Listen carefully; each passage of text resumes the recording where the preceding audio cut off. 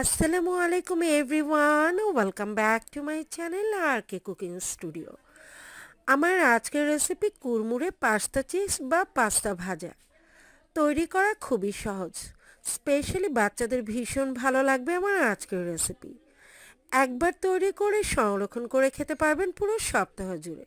তো চলুন ঝটপট রেসিপিটা দেখে নেওয়া যাক। ক্রিসপি পাস্তা তৈরি করে নেওয়ার জন্য আমি এখানে 2 কাপ পরিমাণ পাস্তা নিয়েছি। আমি পাইপ পাস্তাটা নিয়েছি, আর দেখতে পাচ্ছেন এই পাইপ পাস্তাটা কিন্তু বেশ বড় বড় আর দেখতে কিন্তু পাইপের মতো।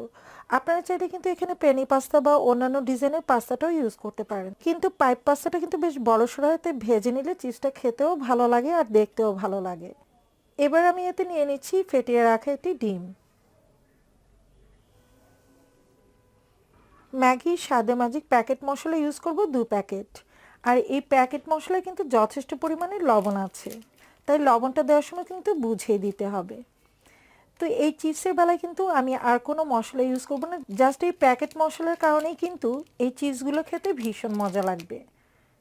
তো আমি 2টো প্যাকেটই দিয়ে দিচ্ছি স্বাদ মতো লবণ।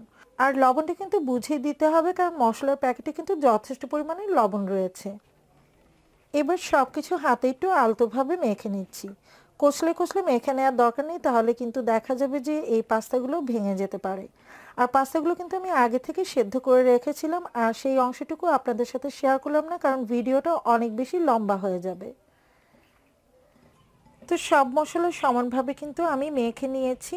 আর প্রথমে একটু মশলাটাকে মেখে নেবেন, তাহলে কিন্তু সব দিকে সমানভাবে লেগে যাবে। এবার আমি এতে দিয়ে দিচ্ছি কর্নফ্লাওয়ার। আমি 1/2 কাপের মতো কর্নফ্লাওয়ার ইউজ করব। আপনারা চাইলে কিন্তু কর্নফ্লাওয়ারের পরিবর্তে এখানে ময়দাটাও ইউজ করতে পারেন। তো কর্নফ্লাওয়ার দিয়ে আবারও আলতো হাতে মেখে নিতে হবে। তো আমি কর্নফ্লাওয়ার দিয়ে সবগুলো পাস্তাকেই কিন্তু কোট করে নিয়েছি। প্রয়োজনে কিন্তু আপনারা ঝাঁকিয়ে ঝাঁকিয়ে এটাকে কোট করে নিতে পারেন। তো এটা কোট করে নেওয়া হয়ে গেছে, এবার ভেজে নেওয়ার পালা। তো পাস্তাগুলো ভেজে নেওয়ার জন্য আমি প্যানে পরিমাণ মতো তেল দিয়ে দিয়েছি, আর তেলটাও কিন্তু গরম হয়ে গেছে।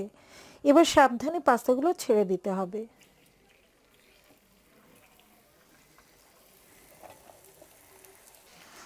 তো আমি এগুলোকে উল্টে পাল্টে মুচমুচে করে ভেজে নিব।